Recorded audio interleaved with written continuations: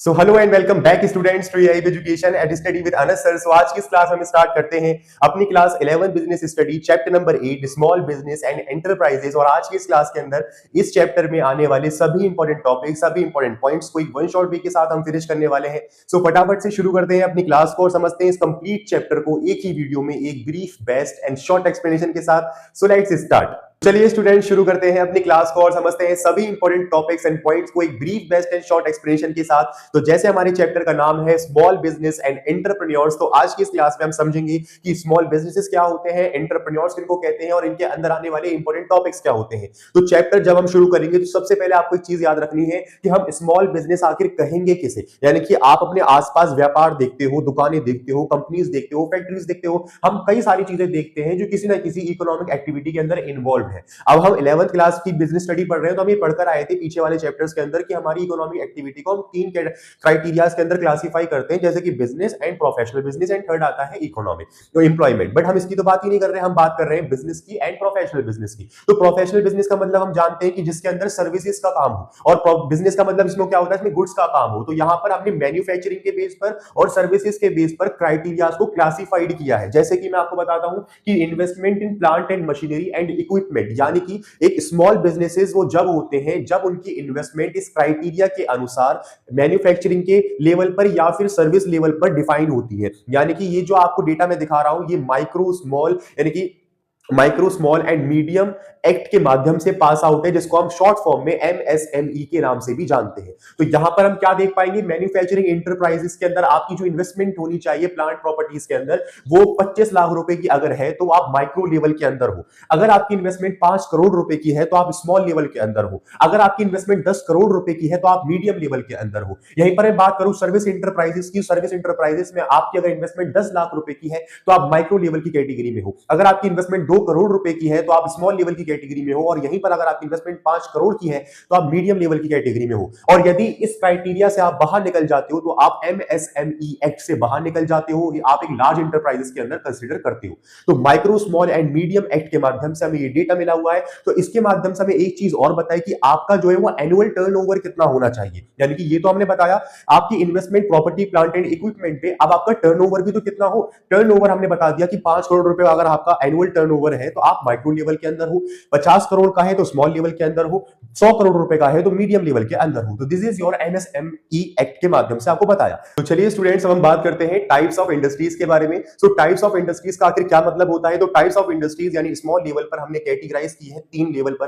पहला आता है हमारे पास एग्रो बेस्ड इंडस्ट्री, दूसरा आता है कॉटेज इंडस्ट्री एंड तीसरा आता है हमारे पास खाड़ी एंड विलेज इंडस्ट्री। तो एग्रो बेस्ड इंडस्ट्रीज वो इंडस्ट्रीज होती हैं जो ज्यादातर गांव देहात के लेवल पर बनाई जाती हैं, जो एग्रीकल्चर के माध्यम से बनी हुई चीजों पर काम करती हैं, उनको हम एग्रो बेस्ड इंडस्ट्रीज कहते हैं। कॉटेज इंडस्ट्रीज वो इंडस्ट्रीज होती हैं जो जहां पर ज्यादा लोगों के घर होते हैं उस जगह पर बनाई जाती है ताकि उनकी नीड को सेटिस्फाइड किया जाए। खाड़ी एंड विलेज इंडस्ट्रीज वो इंडस्ट्रीज होती हैं जो गांव देहातों के अंदर एस्टैब्लिश की जाती हैं, जिसके माध्यम से कपड़े बनाए जाते हैं, जैगरी बनाई जाती है, क्लॉथ्स तैयार किए जाते हैं, स्पाइसेस बनाई जाती हैं। तो ये हमारे पास खाड़ी एंड विलेज इंडस्ट्रीज के नाम से हम जानते हैं। तो हमने टाइप्स ऑफ इंडस्ट्री 3 भागों में बांटी। पहला हमने देखा एग्रो बेस्ड, जो गांव मतलब जहां पे आपको एग्रीकल्चर के बेस पर काम करें और वहीं पर ये बनाई जाती है जहां पर एग्रीकल्चर लेवल काफी ज्यादा हाई होता है। कॉटेज इंडस्ट्रीज वो होती हैं जो घरों के पास बनाई जाती हैं ताकि वहां पर उनकी नीड्स को सेटिस्फाइड हम कर पाए लोगों की। और खाड़ी एंड विलेज इंडस्ट्रीज वो होती हैं जो विलेजेस के अंदर एस्टैब्लिश की जाती हैं, जिससे कपड़े, मसाले, गुड़ वगैरह चीजें बनाई जाती हैं। तो टाइप्स ऑफ इंडस्ट्रीज हमने यहां जाना। अच्छा, ये जो हम स्मॉल बिजनेस पढ़ रहे हैं ये क्यों पढ़ रहे हैं भाई, आखिर हमारी इकोनॉमी को जो सपोर्ट करेगा वो तो भाई बिग बिजनेस करेगा,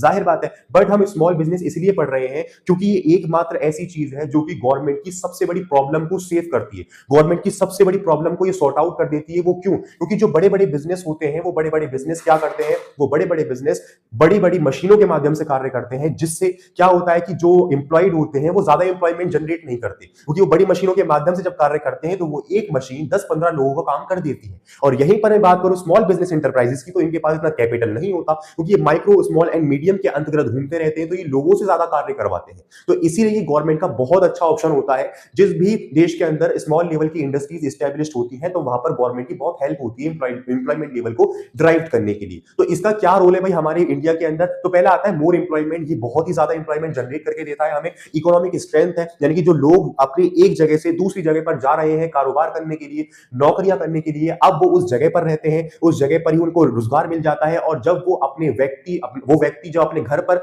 अपने घर के पास ही कोई कार्य कर रहा होता है तो वो उस जगह की डेवलपमेंट भी करता है। उदाहरण के तौर पर अगर कोई बिहार का व्यक्ति है, दिल्ली कमाने के लिए आया है, तो वो यहाँ कमाएगा और यहीं पर घर लेगा और यहीं रहना चाहेगा। बट उसका काम अगर बिहार के अंदर होगा तो वो बिहार के अंदर ही रहेगा। अब जब ज्यादातर व्यक्ति उस जगह पर रहेंगे तो उस जगह की डेवलपमेंट अपने आप होती हुई चली जाएगी। तो ये हमारा इंफ्रास्ट्रक्चर को भी सुधार में लाता है, क्योंकि जब आपने देखा कि एग्रो बेस्ड इंडस्ट्रीज एस्टैब्लिश्ड होंगी जहां पर खेत वगैरह ज्यादा होंगे, तो उस जगह से जो ट्रांसपोर्ट सिस्टम है वो शहरों तक भी तो आएगा। तो ट्रांसपोर्ट सिस्टम अगर खराब होगा तो यहाँ पे तो ये विलेज इंडस्ट्रीज हमारी एस्टैब्लिश्ड ही नहीं हो पाएंगी। तो बिजनेसमैन की सहायता से, गवर्नमेंट की सहायता से क्या होता है, इंफ्रास्ट्रक्चर ठीक किया जाता है। तो ये बहुत सारी जो है ना एक तरीके से फैसिलिटीज को लीड करता है। तो हमने क्या जाना, इकोनॉमिक स्ट्रेंथ है, अपॉर्चुनिटी फॉर आर्टिजन, जो छोटे छोटे लेवल के आर्टिस्ट हैं, ये उनकी अपॉर्चुनिटीज को इंक्रीज करता है। जिनका इतना बड़ा मतलब ऐसा होता है ना कि बहुत सारे आर्टिस्ट होते हैं बट वो आगे तक नहीं पहुंच पाते क्योंकि उनकी पहुंच ऊपर तक नहीं होती। जैसे कि मान लीजिए कि आज हम देख पाएंगे कि बहुत सारे लोग ऐसे होंगे जो बहुत अच्छी एक्टिंग करते होंगे, जो शायद बॉलीवुड के अंदर कोई एक्टर ना भी करता हो, बट उनकी पहुंच वहां तक नहीं है। इसी तरीके से बहुत सारे ड्राइंग आर्टिस्ट ऐसे आर्टिस्ट हैं जिनकी पहुंच नहीं है पर इतनी अच्छी ड्राइंग वो करते हैं कि शायद ही कोई करता हो। तो ये सब चीजें हैं। तो ये जो आर्टिस्ट होते हैं ना, ये इनको भी अपॉर्चुनिटी प्रोवाइड करते हैं जिसके माध्यम से स्मॉल बिजनेस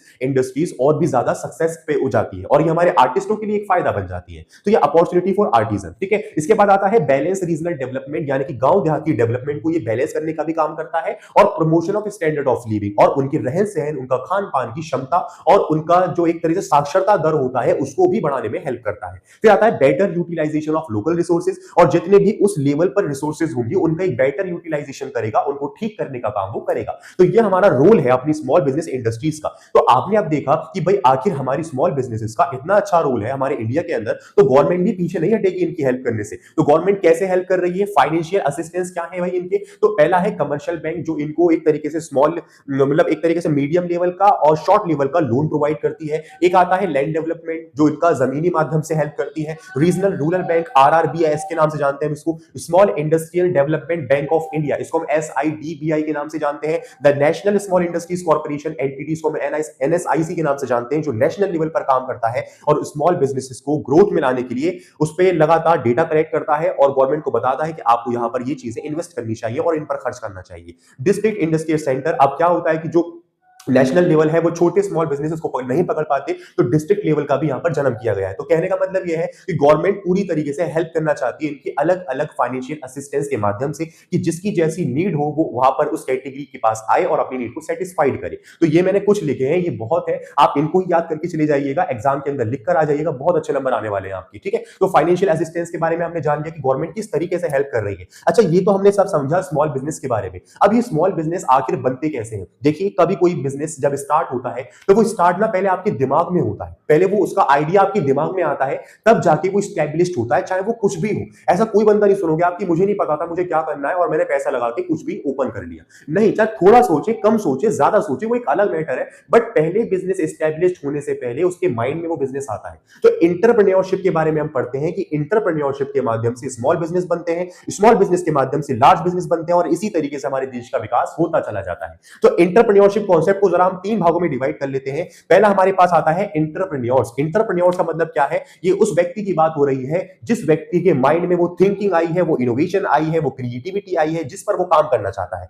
एंटरप्रेन्योरशिप के बारे में हम बात करें तो ये वो कॉन्सेप्ट आपको सिखाता है कि जो आपके माइंड में thinking I, creativity I, innovation आया, आपने उस पर काम करना शुरू किया कि मुझे अगर ये काम करना है तो किन चीजों की जरूरत है, किस जगह की जरूरत है, क्या फाइनेंशियल असिस्टेंस है, क्या गवर्नमेंट की हेल्प है, मेरे पास कितना कैपिटल है, मुझे कितना बोरो करना पड़ेगा। मतलब हर तरीके से आपको एक नोट पर सब चीजों को लिखना है कि ये काम, ये गोल, ये ऑब्जेक्ट अचीव करने के लिए मुझे क्या क्या करना पड़ेगा। इसको कहते हैं एंटरप्रेन्योरशिप। तो पहले वो बात आपके दिमाग में आई, एंटरप्रेन्योर को कहा हमने उसको, फिर आपकी वो बातें आपने कागज पर लिखना शुरू करी, आपने डेटा को कलेक्ट करना शुरू करा, आपने डेटा को ऑब्जर्व करना शुरू किया, उसको हमने नाम दिया एंटरप्रेन्योरशिप का। अब जब ये दोनों चीजें हो जाती हैं और आप काम स्टार्ट कर देते हो तो आपका आउटकम आना शुरू हो जाता है, उसे कहते हैं एंटरप्राइजेस, ठीक है। तो एंटरप्रेन्योर एंटरप्रेन्योरशिप कॉन्सेप्ट को हमने बांटा तीन भागों में। सो होपफुली समझ में आया होगा आपको। अब मैं इसकी बात करूं ना फीचर्स की, भाई क्या क्या चीजें करता है, तो ये सिस्टमैटिक एक्टिविटी परफॉर्म करता है, यानी कि कोई भी एक तरीके से स्केलर ऑफ चेन एक होती है, मतलब जैसे मान लो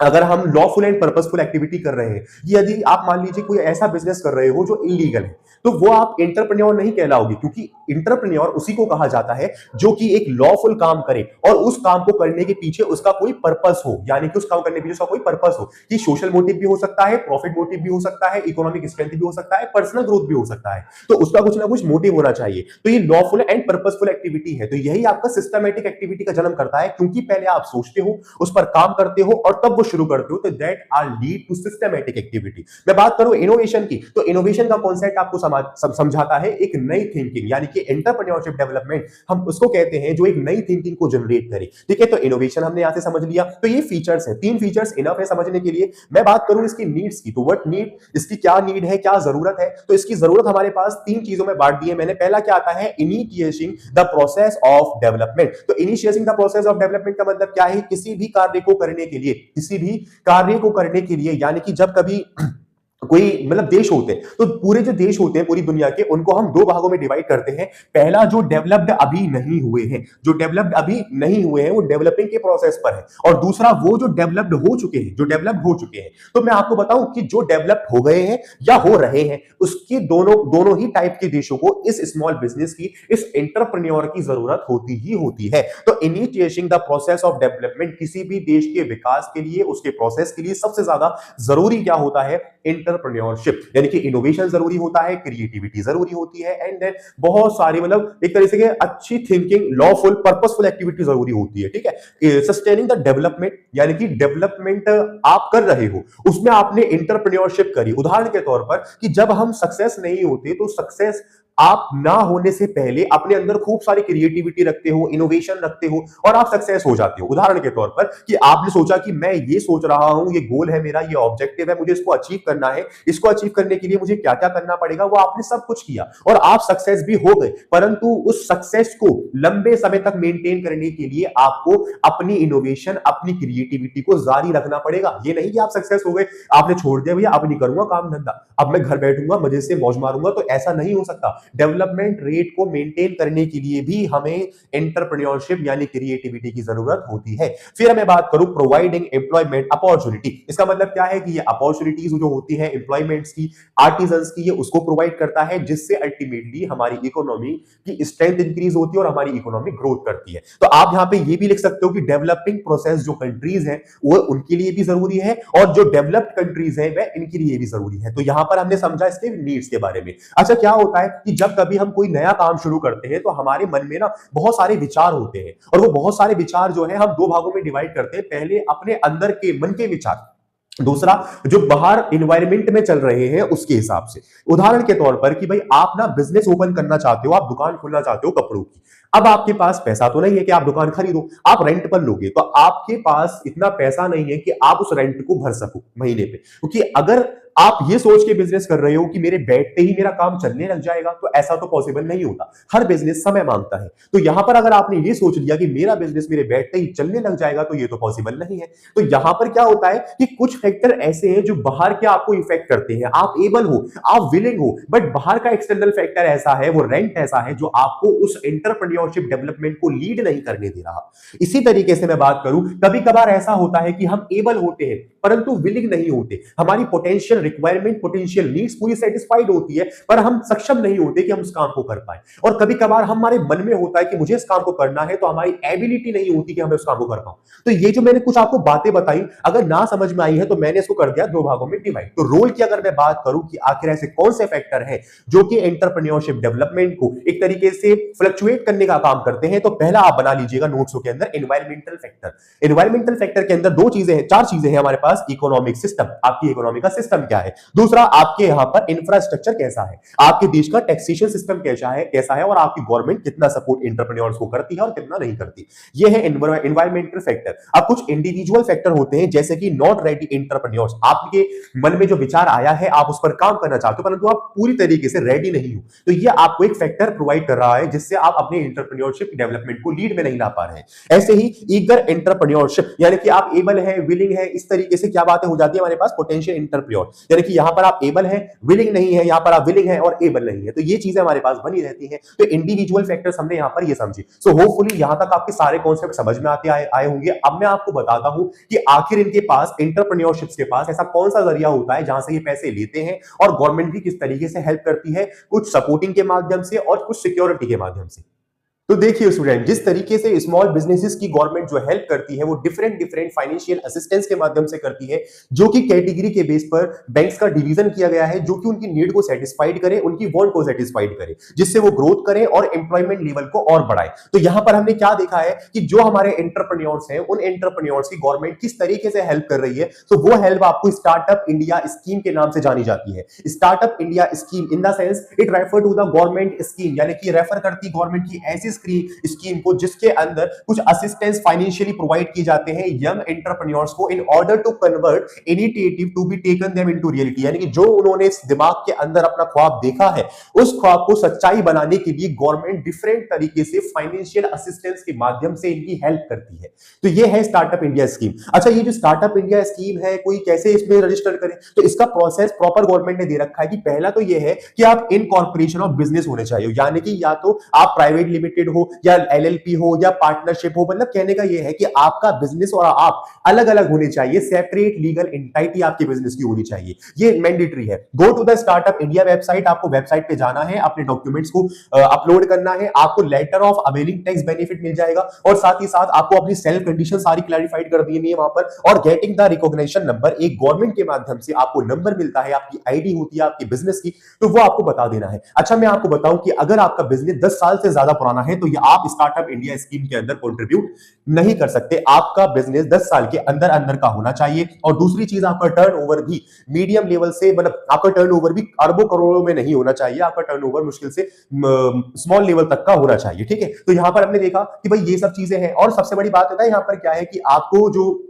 रिकॉग्निशन नंबर मिलेगा वो आपकी पहचान भी बताएगा, और साथ ही साथ आपको एक आइडेंटिटी भी देगा, टैक्स बेनिफिट्स प्रोवाइड करेगा, क्योंकि स्टार्टअप इंडिया स्कीम के माध्यम से क्या होता है, 3 साल का आपको टैक्स बेनिफिट मिल जाता है। आपके लिए स्पेशल इकोनॉमिक जोन की स्थापना की जाती है, जहां पर आप अपनी फैक्ट्रीज को स्टैब्लिश करते हो, और साथ ही साथ वहां पे अपने बिजनेस को स्टैब्लिश करने के बाद वहां पे आपको कुछ रिबेट्स, कुछ बेनिफिट्स मिलते हैं, जैसे कि बिजली हो गया, पानी हो गया, टैक्स हो गया, कुछ और भी बहुत सारी चीजें। मतलब सरकार आपको 3 साल तक लगातार मदद करने वाली है, आपके कनेक्शन भी वो जुड़वाएगी। तो मैं आपको बताऊं कि भाई सरकार, सॉरी, ये जो हमारे एंटरप्रेन्योर्स हैं, इनके पास पैसा कहां से आ रहा है, तो पैसा इनके पास इस तरीके से आता है। पहला तो होता है बूटस्ट्रैपिंग। बूटस्ट्रैपिंग का मतलब क्या है कि मान लो मैं कुछ चीज ओपन करना चाहता हूं, तो मैंने अपने रिश्तेदारों से, अपने दोस्तों से, अपने पेरेंट्स से पैसा मांगा, और तब मैंने कोई चीज स्टार्ट करी, तो वो कहलाता है बूटस्ट्रैपिंग। दूसरा मैं बात करूं क्राउड फंडिंग की, तो क्राउड फंडिंग का मतलब यह है कि आप अपने बिजनेस को एक्सपेंड फॉर्म में ले जाने के लिए, या फिर अपनी फाइनेंशियल असिस्टेंस को प्रोवाइड, यानी ग्रोथ में लाने के लिए आप कुछ कंपनीज से पैसा मांगते हो, तो वो हमारे पास क्राउड फंडिंग होती है। जो बड़े बड़े इन्वेस्टर्स आपके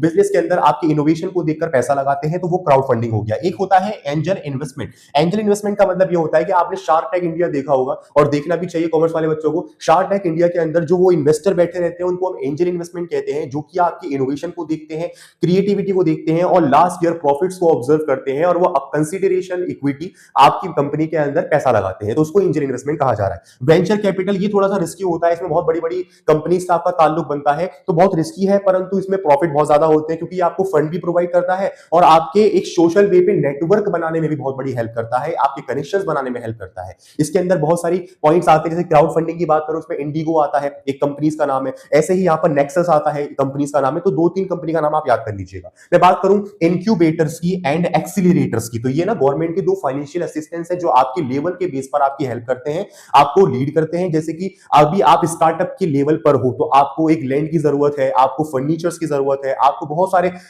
ऐसे मैन्युफैक्चर करने के लिए, सर्विस प्रोवाइड करने, जिस चीज की जरूरत है, तो आपको वो उसमें हेल्प करेगा। इन द सेंस रनिंग सिस्टम के अंदर वो आपकी हेल्प करेगा, जब आप लगातार काम कर रहे हो, और जब आपका काम चल गया, यानी कि आप वर्क पर हो, तो इस तरीके से वो यहाँ पर आपको उस लेवल पर हेल्प करेगा, यानी मार्केटिंग लेवल पर, सोशल लेवल पर, प्रोडक्शन लेवल पर, ऐसे आपकी वो हेल्प करेगा। ठीक है, तो यहाँ पर हमने ये चीज देख ली। इसके बाद में बात करूं विनिंग कंटेस्ट फंड, तो विनिंग कंटेस्ट फंड का मतलब क्या होता है कि गवर्नमेंट के माध्यम से बहुत सारे प्रोग्राम किए जाते हैं, जिसमें जो हमारे एंटरप्रेन्योर्स होते हैं, वो एंटरप्रेन्योर्स क्या करते हैं, अपने प्रोडक्ट की प्रेजेंटेशन करते हैं, और उन प्रेजेंटेशन के माध्यम से वो वहां पे प्राइज जीतते हैं। तो ये ज्यादा सक्सेसफुल हमारा बेस नहीं है फंड स्टार्टअप का, बट फिर भी पढ़ना है तो हमने यहाँ पे लिख दिया। तो ये कुछ 7 लिखे हैं मैंने, है तो कई सारे, बट ये 7 सबसे इजी लगे मुझे, आपके लिए बेस्ट लगे, तो मैंने यहाँ लिख दिया विनिंग कंटेस्ट फंड। अब हाँ, ये ध्यान रखिएगा, इंक्यूबेटर्स एंड एक्यूबेटर, यानी कि आपने अभी चलना शुरू किया है, तब आपका जो हेल्पिंग सिस्टम है, जो गवर्नमेंट ने असिस्टेंट लीड करा है, उसको हम इंक्यूबेटर कह रहे हैं। जब आपने चलना शुरू कर दिया, आप एक तरह से वॉकिंग पर हो, है ना, तो वहां पर क्या होता है, या फिर अच्छा उल्टा हो गया, मतलब आप चलना शुरू कर चुके हो, आप चल रहे हो, तो उस केस में आपकी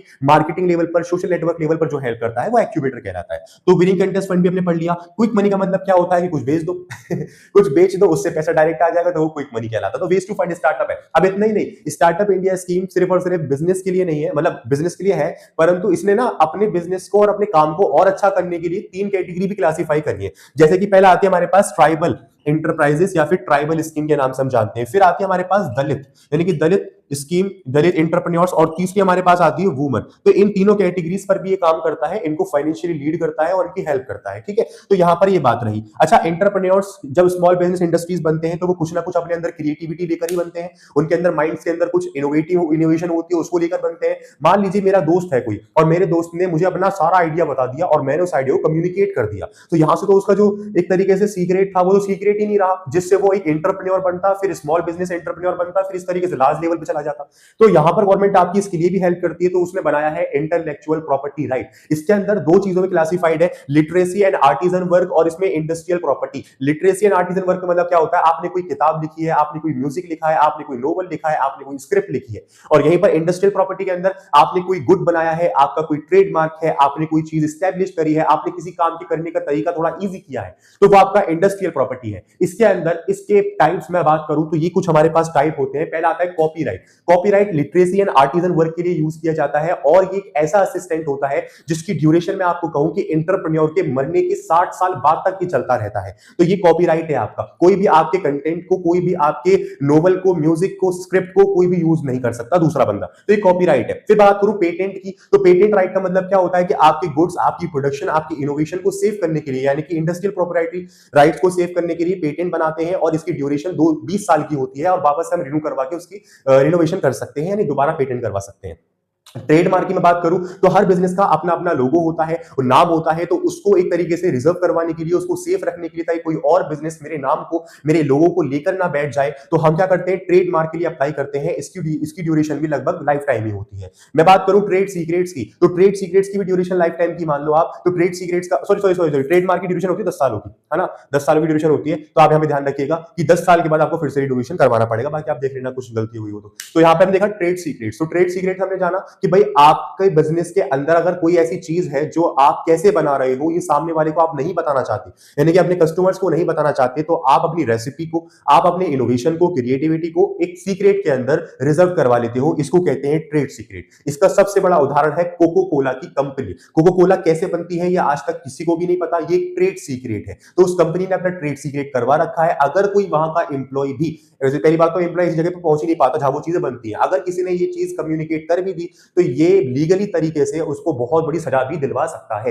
तो ये आपका ट्रेड सीक्रेट कहलाता है। ज्यादातर प्रोडक्शन लेवल के अंदर, यानी कि इंडस्ट्रियल लेवल के अंदर क्लासिफाइड हम करते हैं। फिर मैं बात करूं ज्योग्राफिकल इंडिकेशन की, तो ये वो क्लासिफिकेशन है ज्योग्राफिकल इंडिकेशन जिसके अंदर एक स्पेसिफिक जगह पर होने वाली प्रोडक्शन को सेव किया जाता है, जिससे कोई गवर्नमेंट के वर्क से उसमें फ्लक्चुएशंस ना आए। जैसे कि हमारे देश के अंदर मसाले बनते हैं, हमारे देश के अंदर बाजरा है, हमारे देश के अंदर गेहूं है, और हमारे देश के अंदर चावल है, मतलब बहुत सारी चीजें हैं, हमारे देश के अंदर चाय पत्तियां हैं, तो इन सबकी स्पेसिफिक अपनी अपनी जगहें हैं। तो इन सारी जगहों को गवर्नमेंट के माध्यम से सेव किया जाता है, उसको हम कहते हैं ज्योग्राफिकल इंडिकेशन, जिससे गवर्नमेंट अपनी कोई भी फंडामेंटल काम को उस जगह पर नहीं करती, जिससे वो डेवलपमेंट, वो प्रोडक्शन खराब ना हो जाए। तो ये था स्टूडेंट्स आपका चैप्टर, जो मैंने एक वन शॉट वे के साथ फिनिश करने की कोशिश की है। इसमें आने वाले सभी इंपॉर्टेंट टॉपिक्स को मैंने आपको बहुत अच्छे से समझाने की कोशिश की, और मैं ये जानता हूं कि आपको कुछ समझ में भी आया होगा। कहीं कोई डाउट रह गया हो छोटा सा भी, तो आप मुझे कमेंट सेक्शन के अंदर, इंस्टाग्राम पर मैसेज के माध्यम से ही बता सकते हैं। मैं उस डाउट को उसी दिन क्लियर करने की पूरी कोशिश करूंगा। सो मिलते हैं नेक्स्ट क्लास के अंदर एक brief, best and short explanation के साथ, और इसी तरीके से अपने नेक्स्ट चैप्टर के साथ, जिसमें हम वन शॉट वे में